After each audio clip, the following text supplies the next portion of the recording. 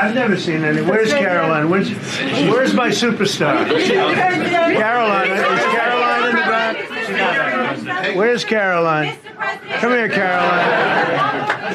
Come here, Caroline. Come here. Is she doing a good job, by the way? Come here. Is this the largest crowd that you've ever seen? This is definitely the most packed briefing, and I think all of you would agree. I think it's why we need to build a ballroom. Mr. President, I have a better idea. All right, Brian, go ahead. My question is this. You're building the big, beautiful ballroom. Yeah. Could we build a big, beautiful briefing room, updated technology, more seats? I don't want to do that. I don't want you to be comfortable.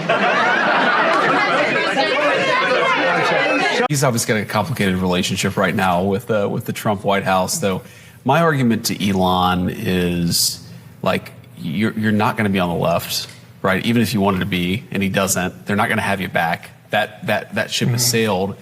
And so I really think it's a mistake for him to try to break from the president. So my hope is that by the time of the midterms, he's kind of come back into the fold. But yeah, I don't know that he would take my call right now about anything. Really?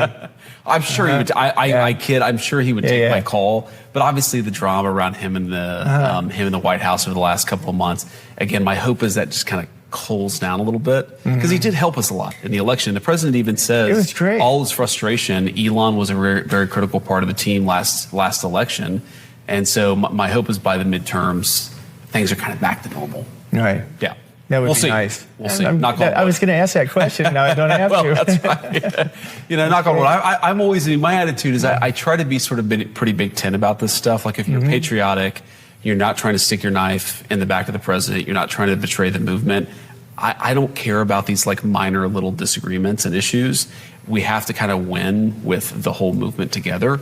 And that's kind of the attitude that I try to take. We will also take over the horribly run capital of our nation in Washington, D.C. and clean it up, renovate it, and rebuild our capital city, get rid of the slums so that it is no longer a nightmare of murder and crime, but rather it will become the most beautiful capital anywhere in the world. What do you think these leaders come in when they come in to see the president and they ride over a road that's full of potholes and garbage?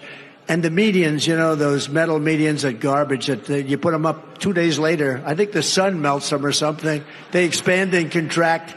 They're laying all over the ground.